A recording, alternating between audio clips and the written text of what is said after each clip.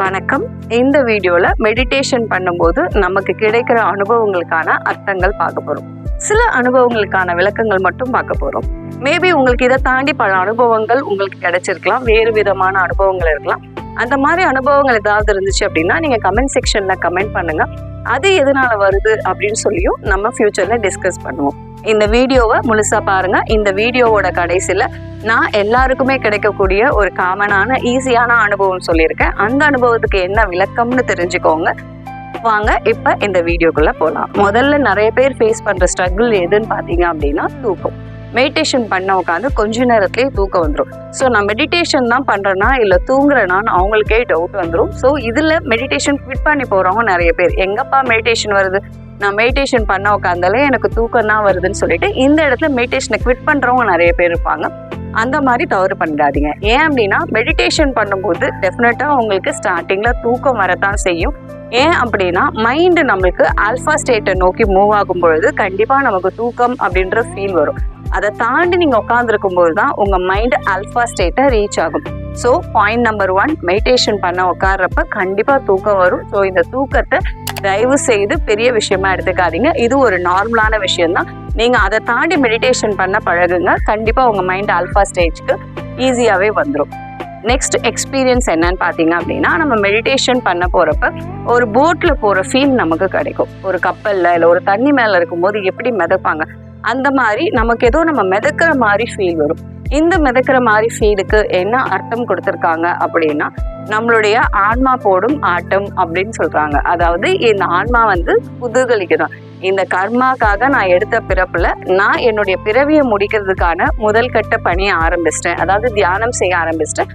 ரொம்ப கூடிய சீக்கிரமே நான் என்னுடைய இறைநிலையை நோக்கி நான் போயிடுவேன் அப்படிங்கிறதுக்காக ஆன்மா போடுற ஆட்டம் தான் அந்த முதல் கட்டமா நமக்கு அந்த போட்ல போற மாதிரி ஒரு ஃபீல் வருது இல்லையா? இந்த ஃபீல் வரும்போது நீங்க புரிஞ்சுக்கலாம் உங்களுடைய ஆன்மா ரொம்ப மகிழ்ச்சியா இருக்கு, உங்களுடைய தியானத்தை பாராட்டுது அப்படின்னு நீங்க தெரிஞ்சுக்கலாம். நெக்ஸ்ட் 3ஆவதா ஒரு அனுபவம் வரும். அந்த அனுபவம் என்னன்னு பாத்தீங்க அப்படின்னா, மெடிடேஷன் பண்றப்ப நம்ம உடம்பு பின்னாடியே போற மாதிரி, அதாவது எங்க நீங்க பின்னாடி விழுந்துருவீங்களோ அப்படிங்கிற அளவுக்கு உங்க பாடியை பின்னோக்கி ஏதோ இழுக்கிற மாதிரி உங்க பாடி வந்து அப்படியே பின்னோக்கி போக ஆரம்பிக்கும். இந்த மாதிரி உங்களுடைய உடம்பு வந்து பின்னோக்கி போகுது அப்படின்னா அவங்களுடைய மனம் வந்து நல்லா பறந்து விரியும் பொழுது, அவங்களுடைய மனதிற்கு அந்த விரியும் தன்மை அதிகமாகும் பொழுது அந்த மூலாதார சக்கரம் வழியா நம்மளோட உயிர் சக்தி மேலே ஏற ஆரம்பிக்கும். அப்பயும் உங்களுடைய உடம்பு வந்து பாத்தீங்க அப்படின்னா பின்னோக்கி அப்படியே போற மாதிரி ஃபீல் வரும். ஸோ உங்க உடம்பு பின்னோக்கி போகுது அப்படின்னா உங்க மனம் நல்ல விரிகிற தன்மைக்கு வந்துருச்சு, உங்களுடைய உயிர் சக்தியும் நல்லா மேலே ஏற ஆரம்பிக்குதுன்னு அர்த்தம். ஸோ இதுதான் நீங்க தவம் பண்ணும்போது உங்க உடம்பு பின்னோக்கி போறதுக்கான அர்த்தம். ஓகே, நெக்ஸ்ட் 4ஆவது அனுபவம் என்னன்னு பாத்தீங்க அப்படின்னா, நம்ம மெடிடேஷன் பண்ணிட்டே இருப்போம். திடீர்னு என்ன ஆகும் அப்படின்னா நம்ம தலை மேல ஏதோ வேகமா சுத்துற ஒரு ஃபீல் கிடைக்கும். தட் இஸ், ஒரு கண்ணை மூடினீங்க அப்படின்னா தலைக்குள்ள ஏதோ ஒரு ஃபேன் இருந்துச்சுன்னா எப்படி சுத்தும் அந்த மாதிரி சுத்துற ஃபீல் கிடைக்கும். கொஞ்ச நாள் கழிச்சு பாத்தீங்க அப்படின்னா ஆரம்ப கட்டத்துல நமக்கு அந்த தரிசனம் கிடைக்கிறப்ப ரொம்ப வேகமா சுத்தும்.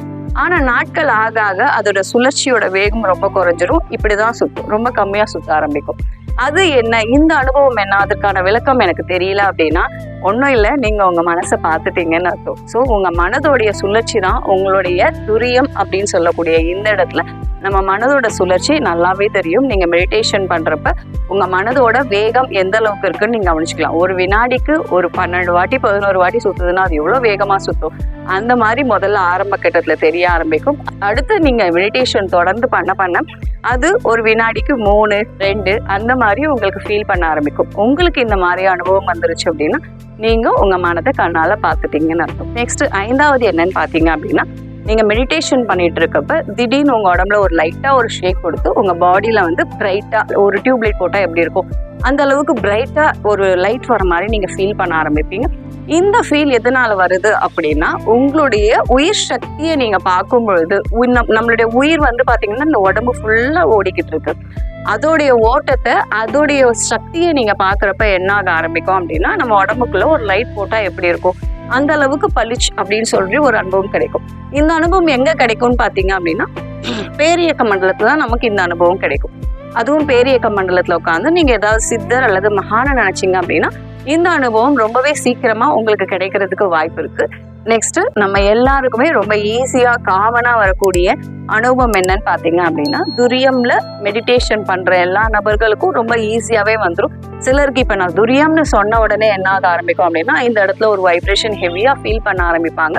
சம்டைம்ஸ் அந்த வைப்ரேஷன் எப்படி இருக்கும் அப்படின்னா, அவங்க மெடிடேஷன் பண்ணல இல்ல வேற எங்கேயாவது இருந்தா கூட தலையில யாராவது ஒருத்தர் ஸ்ட்ரா போட்டு உறிஞ்சா எப்படி இருக்கும், அந்த அளவுக்கு அந்த துரியம் கிளாண்டோட வைப்ரேஷன் வந்து ரொம்ப ஹெவியா இருக்கும். இந்த மாதிரி அவங்களுக்கு ஹெவியா இருக்கு, உங்களுக்கு ஹெவியா இருக்கு அப்படின்னா என்ன அர்த்தம் அப்படின்னா, இந்த வான்காந்தத்துக்கும் உங்க உடம்புல இருக்க காந்தத்துக்கும் கனெக்ஷன் ரொம்பவே ஸ்ட்ராங் ஆகுது. உங்களுடைய ஜீவகாந்தம் அந்த வான்காந்தத்தை இழுக்க ஆரம்பிக்குதுன்னு அர்த்தம். அதாவது இந்த பிரபஞ்சத்துல இருக்கக்கூடிய எனர்ஜியை நம்ம உடம்பு ரிசீவ் பண்ற கெப்பாசிட்டிக்கு வந்துருச்சு.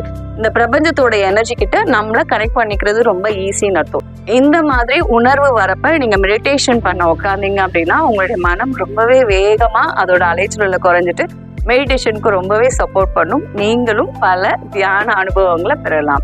ஓகே, இந்த வீடியோ உங்களுக்கு பிடிச்சிருந்துச்சு அப்படின்னா லைக் பண்ணுங்க. நம்ம சேனல் இன்னும் சப்ஸ்கிரைப் பண்ணாம இருக்கீங்கன்னா சப்ஸ்கிரைப் பண்ணுங்க.